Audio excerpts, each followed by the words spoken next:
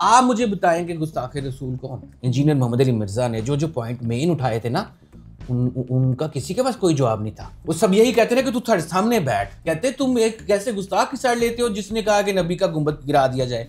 मैंने कहा आपने सिर्फ ये लाइन सुनी, आपने ये नहीं सुना कि ये पूरा जुमला उसने कितनी बेस के साथ बोला था। जबकि हमें इंजीनियर मोहम्मद अली मिर्जा जैसे लोग चाहिए जो एक झंडे के नीचे सबको अमन और शांति से, अमनो आशती से इकट्ठा कर सकें, बिठा सकें। ये चूरन बेचने वाले लोग, मैं नहीं समझता कि वो दिल से मुसलमान, अगर मुसलमान एक हो गए तो दुनिया में छा जाएंगे। तो इसलिए ये हनफी, हम्बली, शाफई, मालिकी, ये देवबंदी, बरेलवी, ये जितनी दीवारें छोटी छोटी करते रहेंगे, आगे इनकी भी शाखें हैं, अतारी बन गई है, वो उतने टुकड़े होते जाएंगे। ऐसी ताकत अल्लाह ने दे दी है पाकिस्तान के मुसलमानों को कि जो सारी दीवारें गिरा के सारे मुसलमानों को एक कर सकती है।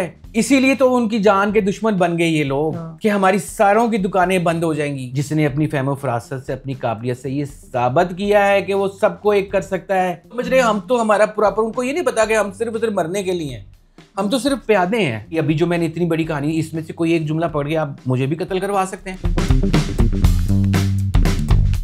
इंजीनियर मोहम्मद अली मिर्ज़ा, ठीक है, उनके केस की मुझे तो समझ नहीं आ रही थी। मैंने इधर उधर सर्च किया मगर मुझे ना एक्सप्लेन नहीं। मैंने कहा आप आएंगे ना, आप सही बता सकें कि हुआ क्या है, वो कैसे उन्हें पकड़ा गया है और कि हुआ क्या असल में। शेख साहब देखिए, ये भी एक इंतहाई सेंसिटिव बात है। आप मुझे एक बात ये बताएं, सोच समझ के बताइएगा, एक गैर जानिबदार मुसलमान बन कि एक तरफ एक आदमी खड़ा है जिसके हाथ में कुरान मजीद है और वो ये कह रहा है कि मेरा अकीदा वो है जो इस कुरान में लिखा हुआ है। दूसरी तरफ एक आदमी खड़ा हुआ है जो जिसके हाथ में कश्फुल महजूब है और वो कह रहा है कि मेरा अकीदा वो है जो इस कश्फ, ठीक है कुरान वाली बात सही है, लेकिन मैंने जिंदगी इसके मुताबिक गुजारनी है जो कश्फुल महजूब में है। आप बताएं अल्लाह की मोहब्बत किसके दिल में है और अल्लाह की गुस्ताखी कौन कर रहा है? एक तरफ एक आदमी है जो कह रहा है कि यार नबी करीम सल्लल्लाहु अलैहि वसल्लम का ये हुक्म है, ये देखो, ये दलीलें देता है, वो बताता है कि ये हुक्म है, ये है, वो है। दूसरी तरफ कुछ लोग हैं जो ये कह रहे हैं कि हाँ हाँ ठीक है कहा होगा नबी ने, लेकिन साढ़े बाबे ने तो भाई ऐ सानू दसिया गया, हमारे बाबा जी तो ये कह गए हैं और हमारे बाबे ने तो ये कहा है। आप मुझे बताएं कि गुस्ताखे रसूल कौन?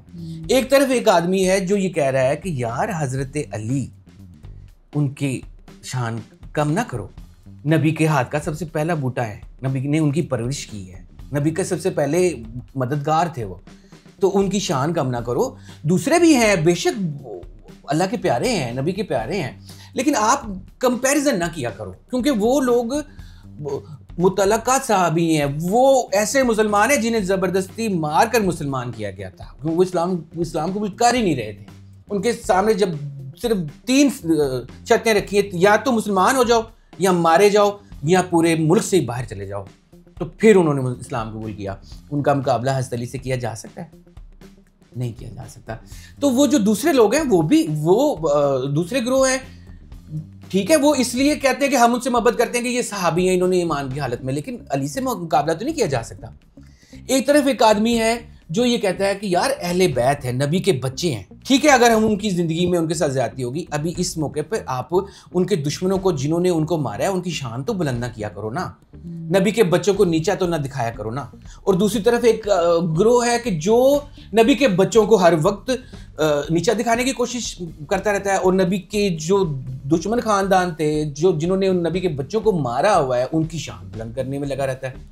तो कौन है गुस्ताख? जब किसी बात का जवाब नहीं मिलता और ना है किसी के पास, इंजीनियर मोहम्मद अली मिर्जा ने जो जो पॉइंट मेन उठाए थे ना, उनका किसी के पास कोई जवाब नहीं था। वो सब यही कहते थे कि तू थोड़े सामने बैठ, माँ बहन की गालियां, ये वो। अगले ने चिढ़ के सख्त लहजा यूज करना शुरू कर दिया कि मैं तुम्हें कह रहा हूँ कि कुरान में ये लिखा है, तुम आगे से मुझे कह रहे हो कि बाबे ने क्या कहता है। इसका मतलब जो उनके खिलाफ थे उन्होंने ये चीज की है। अब वो ताक लगा के बैठे रहते थे कि या को गल करे से, एक बंदे ने 25 मिनट की तकरीर करके, 25 मिनट पूरा मुकदमा बना के, एक बेस बना के एक चीज़ पॉइंट समझाने की कोशिश की है।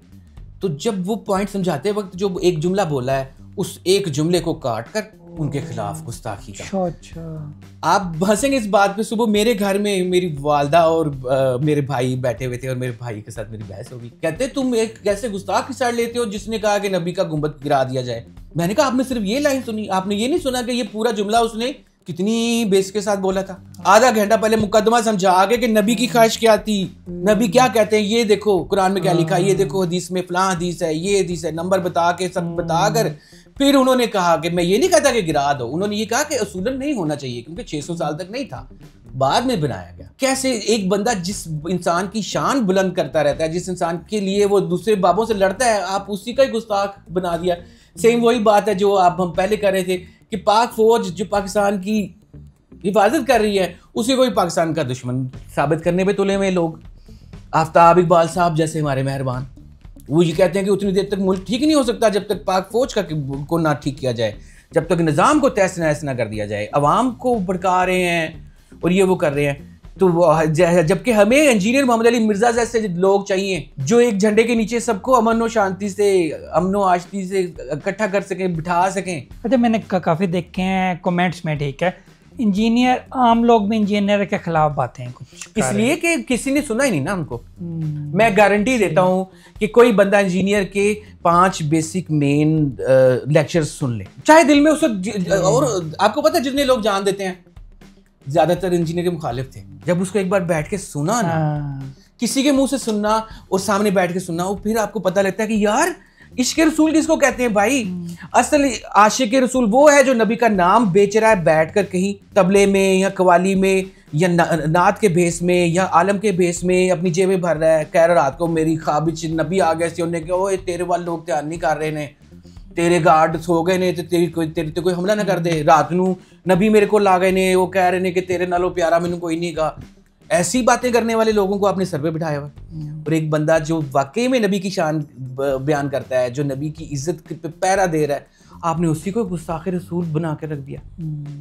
किसी ने वो लेक्चर सुना था पूरा जिसमें ये इल्ज़ाम लगाया गया कि इंजीनियर मोहम्मद अली मिर्ज़ा ने ऐसे अल्फाज यूज़ किए हैं।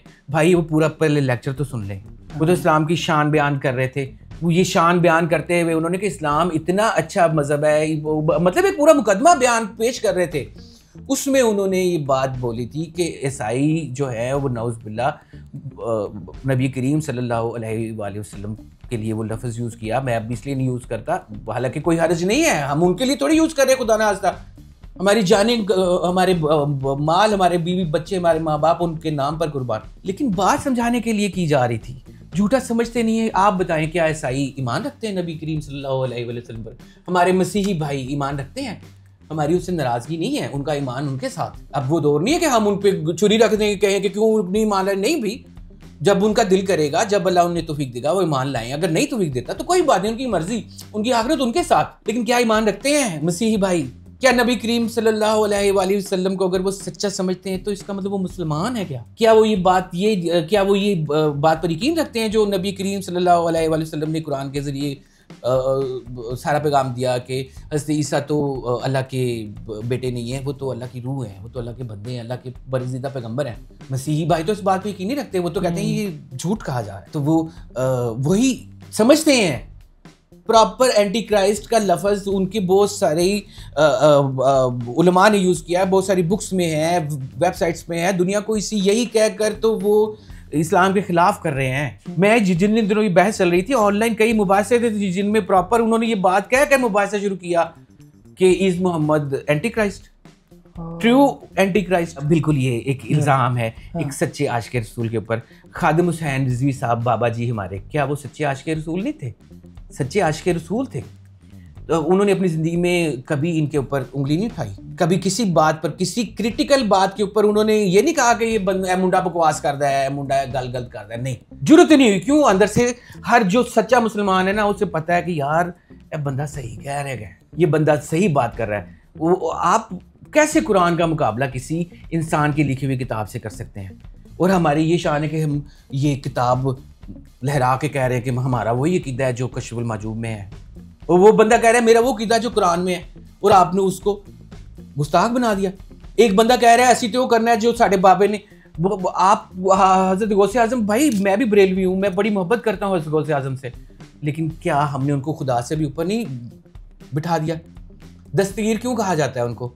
इसलिए कहा जाता है कि कहानी मशहूर है कि मिराज पे गए गौसे आज़म, तो वहाँ पर आसमानों की सैर करते हुए 10वें आसमान से अल्लाह का पैर फिसल गया और अल्लाह तीसरे आसमान पर गिर गया और दस्तगीर ने हाथ बढ़ा के अल्लाह को पकड़ लिया। इसीलिए तो दस्तगीर कहते हैं गौसे आजम को। ऐसी ऐसी तो बातें बुजुर्गों के लिए मशहूर हैं। असल वजह क्या पीछे शैतान, कि मैं जैसी मर्जी जिंदगी गुजारूं, जाती हैसियत में मैं जो मर्जी करूं। मैंने किसी को खुश कर दिया ना, किसी अल्लाह वाले को, उसने मेरे लिए दुआ कर दी, अब अल्लाह ने तो अल्लाह पे फर्ज हो गया कि अल्लाह ने मुझे माफ ही करना है। ये चूरन जब मैं खा लूंगा ना तो मैं गुनाह भरी जिंदगी भी गुजार लूंगा अमन के साथ कि मैंने फलां बाबा जी का मरीद हूँ, मैं फलां बाबा जी की खिदमत करता हूँ, तो उन्होंने तो कहा था मेरे सारे मरीद बख्शे में, जबकि हकीकत ऐसा नहीं है। कोई किसी दूसरे का बोझ नहीं उठा सकता। हमारे नबी करीम सल्लल्लाहु अलैहि वसल्लम ने अपने चचा को, अपनी फुप्पी को, अपनी बेटी को कहा कि जो मेरे माल में से लेना ले ले, मैं आखिरत में तेरे काम नहीं आऊंगा, आखिरत में आप लोगों की कोई मदद नहीं कर सकता। एक सहाबी ने नबी करीम सल्लल्लाहु अलैहि वसल्लम से कहा, आपकी बड़ी खिदमत की, वुजू करवाया, आप बड़े खुश हुए, आपने कहा मांगो रबिया क्या मांगते हो? तो उन्होंने कहा कि आपका पड़ोस चाहिए मुझे आखिरत में। तो नबी करीम सल्लल्लाहु अलैहि वसल्लम मुस्कुराया, आपने कहा फिर नमाज से मेरी मदद किया करो। और वो खुद मेहनत, यानी कि वो उन्होंने कहा कि तुम्हें मेरी मदद करनी पड़ेगी, फिर मैं दुआ तो कर दूंगा, लेकिन तुम मेरी मदद करोगे तो दुआ पूरी होगी। कि तुम वो ऐसा काम करो कि जब मैं अल्लाह से कहूँ कि अल्लाह ताला इनको मेरा पड़ोसी बना दें, तो अल्लाह कहे कि हाँ उसने कमाया हुआ है वो स्टेटस। तो जब भाई नबी करीम सल्लल्लाहु अलैहि वसल्लम किसी की मदद करके जन्नत में नहीं भेज सकते, तो भाई फिर बाकी पीछे कौन से रहे? मैं समझता हूँ कि वो गफलत में इस हद तक आगे जा चुके हैं, शिर्क में इस हद तक आगे जा चुके हैं अपनी दुकानदारी। क्योंकि अब वो एक बंदा जिस चीज़ का सौदा कर रहा है वो कैसे कहते हैं कि ये में झूठ है, जिस चीज़ पे उसकी रोज़ी है, उसकी नस्लें चल रही हैं। शेख साहब, ये जितनी फिरका बंदियाँ हैं ये मुसलमानों को तोड़ने के लिए बड़ी ज़रूरी हैं। अगर मुसलमान एक हो गए तो दुनिया में छा जाएंगे। तो इसलिए ये हनफी, हम्बली, शाफई, मालिकी, ये देवबंदी, बरेलवी, ये जितनी दीवारें छोटी छोटी करते रहेंगे, आगे इनकी भी शाखें हैं, अतारी बन गई, ये वो उतने टुकड़े होते जाएंगे। कल को आज जो साथ बैठे हुए, कल को वो अगली नस्ल उसी को झूठा कहेगी, उसी को ही काफिर कहेगी, आपस में एक ना हो सके। बेसिकली तो इसीलिए किया गया कि असल इश्यूज दुनिया पे हुकूमत ना करें, एक दूसरे की तरफ ध्यान लगा रहे। इंजीनियर का कसूर क्या था कि इंजीनियर साहब ने हकीकत हाल सबके आगे रख दी रेफरेंस के साथ। अब उसका तो जवाब ही नहीं बनता किसी के पास, इसलिए उनके खिलाफ ताक लगाकर अगर किसी एक बंदा, अब मैं कितने अल्फाज बोल रहा हूँ, कितनी मैंने गलतियां भी की होंगी, तो अगर एक बंदा एक अपना मुकदमा समझा रहा है, कोई अगर मुंह से लफ्ज फिसल भी जाता है तो भाई उसको माफ किया जा सकता है। आप नियत के ऊपर सजा देते हैं। अगर मैंने 10 कत्ल भी किए हैं तो अदालत भी ये पूछेगी कि क्यों मारा था, क्या तुम्हारी नीयत कत्ल करने की थी कि अपने बचाते हुए मारा, या हाथ सातन तुम्हें पता ही नहीं था कि भाई तुम ये बटन दबाओगे तो वो गिर जाएगी चाटी नीचे और नीचे वाले लोग मर जाएंगे। माफ भी कर सकती है, नीयत के ऊपर होती है। तो एक बंदा जो दीन का मुकदमा लड़ रहा है, नबी की शान बयान कर रहा है, आप उसी के ऊपर ही कह देंगे सेम उसी तरह भाईजान जितना पाक फौज मगर पहने के सेम वही गेम इंजीनियर के साथ हो रही है। जो गेम पाक फौज के साथ हो रही है ना, पूरी दुनिया में की जा रही है। क्योंकि जब तक पाक फौज को खत्म नहीं किया जाता, पाकिस्तान को खत्म नहीं किया जा सकता। मुझे पता है ये इंजीनियर पाक फौज के हक में वीडियोस करता था। नहीं, इंजीनियर साहब टेक्निकल पॉइंट्स पर बोलते थे। आजकल हर बंदे को बोलना होता है। आजकल तो टब में बैठे हुए लोग, मोची, नाई, हर बंदा अपनी राय दे रहा है। तो इंजीनियर साहब ने भी मुहतात अंदाज में कुछ राय दी है। मेरा नहीं ख्याल कि वो कहीं गैर मुहतात हुए होंगे, अगर हुए भी होंगे तो वो मुहतात होना चाहिए। पाक फौज के हक में हमेशा वीडियोस करते थे। तो आप क्या चाहते हैं, मुखालिफ करेंगे? अगर पाक फौज कुछ ऐसा एक्शन करती, तो हक में करते थे, फिर भी अगर मुखालिफ करते होते तो फिर ज्यादा मसले आते हैं ना। मैं समझता हूँ, मैं तो उनका बहुत पुराना सुनने वाला हूँ। इंजीनियर साहब ने हमेशा कानून की और इदारों की बालादस्ती की बात की, कभी कानून को बाईपास करने की बात नहीं की, ना ही किसी इदारे को बजाते खुद उन्होंने बुरा कहा है। हाँ, अगर किसी की खामी पॉइंट आउट की है तो वो एक आम आदमी भी कर सकता है, हम नहीं बैठे हुए कर रहे। तो वो एक आलम जो जिसको सुनने वाले लाखों लोग हैं, अगर उसके सामने कोई ऐसी बात होती है तो अपनी राय देने का हक रखता है। बिल्कुल ठीक। चलें देखते हैं क्या बनता है इंशाअल्लाह ताला। हमें यकीन है कि इंजीनियर साहब के ऊपर इस हवाले से गौर किया जाएगा। देखें, इंजीनियर साहब के हवाले से मैं एक बात बोलूँगा, हज़ारों साल नरगिस अपनी बेनूरी पे रोती है, बड़ी मुश्किल से होता है चमन में दीदावर पैदा। ऐसी ताकत अल्लाह ने दे दी है पाकिस्तान के मुसलमानों को कि जो सारी दीवारें गिरा के सारे मुसलमानों को एक कर सकती है। इंजीनियर साहब ने अपनी काबिलियत शो करा दी है, इसीलिए तो उनकी जान के दुश्मन बन गए ये लोग। कि हमारी सारों की दुकानें बंद हो जाएंगी। जो मस्जिद ज़रार बनाई हुई है ना इन लोगों ने छोटी छोटी, जो बेसिकली तो दीन बांट रहे हैं लेकिन असल में तो दीन को तोड़ रहे हैं ना, कि आप जुमा पढ़ के आएंगे तो आपको अपने हमसाये के साथ नफरत होगी। आपको ये नहीं होगा कि मैं कोई नई बात सीख कर आया हूँ दीन के हवाले से, अपनी ज़ात में मैं कोई अच्छाई पैदा करूँ। आप किसी आदमी की नफरत लेके दिल से मस्जिद से उठ रहे हैं, तो भाई वो मस्जिद ज़रार है। तो इन लोगों को हमारी अथॉरिटीज़ को भी इस चीज़ पर गौर करना पड़ेगा कि एक इतनी बड़ी स्ट्रॉन्ग पॉजिटिव ताकत को वो मिटने नहीं देंगे किसी सूरत। उनको उसकी आबियारी करनी है ताकि हमारे मुआशरे को एक ऐसा प्लेटफॉर्म मिल सके जिसमें सब लोग सच्चे तरीके से अल्लाह और उसके नबी के दीन को रिवाइव कर सकें, एक हो सकें, आपस के इख्तिलाफात खत्म होंगे तो हम किसी दूसरे का मुकाबला करेंगे ना। जिस मुल्क में आप देखें वहाँ पर जो है दो मुल्क लड़ रहे हैं, वो शिया ने उन पर हमला किया, वो जी अहले हदीस है उन्होंने उन पर किया हुआ है, वो फलां जगह हज़ारों मुसलमानों के बच्चों की वो नस्लकशी कर रहे हैं, मुसलमानों को वो मार रहे हैं। खुद वीडियोस पड़ी हुई हैं अभी भी जिनमें के झीलों के किनारों पर रेगिस्तानों में वो सैकड़ों हज़ारों बच्चों को ज़िबा कर रहे हैं, मुसलमानों के बच्चों को। कोई मुसलमान कर सकता है ऐसे? कौन सी ताकतें हैं जो एक मुसलमान के दिल में इतनी नफरत अपने भाई के लिए?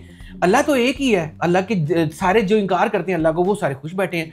जो अल्लाह पर ईमान रखते हैं कि हाँ ये दुनिया किसी ने बनाई है और एक ही है, वो एक दूसरे को काट रहे हैं। यहूदी ईसाई ये वो, क्या वजह है? शैतान। तो अभी हमारे पास एक बहुत पॉजिटिव ताकत अल्लाह ने दी है जिसने अपनी फहम फरासत से, अपनी काबिलियत से ये साबित किया है कि वो सबको एक कर सकता है। और कुरान और हदीस से, किताबों से तो उसका मुकाबला मुमकिन ही नहीं है।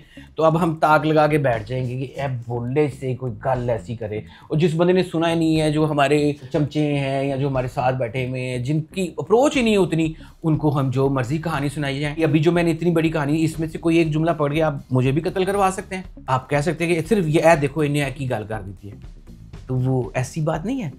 जब भी आपने किसी आदमी के बारे में फैसला करना होता है आप उसका पूरा सियाको सबाक देखते हैं। और हमारे इदारे भी जाल नहीं है। मैं फिर कहता हूँ कि मुल्क बड़े जिम्मेदार हाथों में है।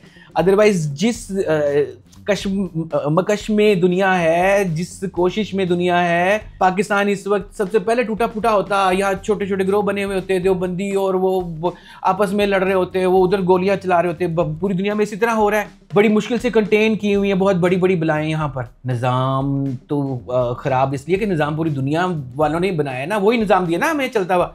पाक फौज ने या पाकिस्तान ने खुद तो नहीं बनाया ना। एक निज़ाम दुनिया में राइज था ना। वो कौन सा निज़ाम राइज था कि सब लोग अपने में से सबसे ताकतवर आदमी को अपना नुमाइंदा बना देंगे। तो 10 ताकतवर लोग बैठकर 1 लाख ताकतवर लोगों की जिंदगी का फैसला करेंगे। यही निज़ाम है। ऐसे निज़ाम में आप हक की बात करते हैं, ऐसे निज़ाम में आप ये बात करते हैं कि तो इदारे वाहिद उम्मीद हैं। इदारे वाहिद उम्मीद हैं कि जो इस बेस पे कि उनकी क़वाइद व ज़वाबित है उसके तहत वो आगे पीछे नहीं जा सकते। उन्हें हर सूरत में उस लाइन पर चलना है और उन्होंने उस निज़ाम को चलाना है। इदारे पॉजिटिव उम्मीद हैं वाहिद। अदरवाइज जो दुनिया में निज़ाम चल रहा है, जो सियासी निज़ाम चल रहा है, वो सिर्फ और सिर्फ ताकतवर को हक देता है फैसला करने का, गरीब को कोई हक नहीं देता। बज़ाहिर ये बातें हैं। आप देखें अमेरिका जैसे मुल्क में बाप के बाद बेटा सदर बन जाता है, मियाँ के बाद बीवी आ जाती है मुकाबला करने के लिए। इसका मतलब कहतुल रजाल है उधर भी। आप देखें अमेरिका में भी, यूरोप में भी, इंग्लैंड में भी बेसिकली चंद खानदानों ने पूरा निज़ाम काबू किया। सारी इंडस्ट्रीज उनके पास है, सारी ज़राअत उनके पास है। बाकी लोग ज़ुम्बीज़ बनाए हुए, जनरेशन जी। बाकी लोग ये 80s में सिलसिला शुरू हो गया था, 70s के बाद वहाँ के में जो हमारे यहाँ अब हो रहा है। जो दौर आज हम देख रहे हैं ये 80s है चल रहा, न्यूयॉर्क का, अमेरिका के 80s था, जिसमें कि सेक्सुअली इतना बंदे को फ्रस्ट्रेटेड कर दिया जाता कि वो कुछ और सोच ही नहीं पाएगा। वो सिर्फ या तो रोजी का सोचेगा या अपनी भड़ास, अपनी हवस मिटाने का सोचेगा। चलो किसी वजह से वो सुपर पावर तो बने ना। सुपर पावर तो इसलिए बने कि सारी ताकत जो उनके पास है, पैसा जो उनके पास है, निज़ाम उनके बाकियों को एक्सप्लॉइट कर रहे हैं। जिस मुल्क में वो देखते हैं, जिस इस्लामी मुल्क में देखते हैं कोई अच्छा जहन आ रहा है उसे वो मरवा देते हैं, कोई अच्छा सियासतदान आ रहा है उसे मरवा देते हैं, कोई अच्छा साइंसदान आ रहा है उसे मरवा देते हैं। किसी को वो या तो उसे अपना अहलकार बना लेंगे या वो उसको ख़त्म कर देंगे। वो किसी को पनपने नहीं देंगे कि जो किसी इस्लामी मुल्क को मजबूत कर सके। कितने मुसलमान सियासतदान हैं, कितने मुसलमान साइंसदान हैं, आर्टिस्ट हैं, जो एक पॉजिटिव चीज़ लेके आगे चल रहे थे, उनको ख़त्म कर दिया गया। तो ये सोच नहीं समझने की बात है कि ये बेसिकली एक बहुत बड़ी बसात है जिसमें वो भी चालें चल रहे हैं।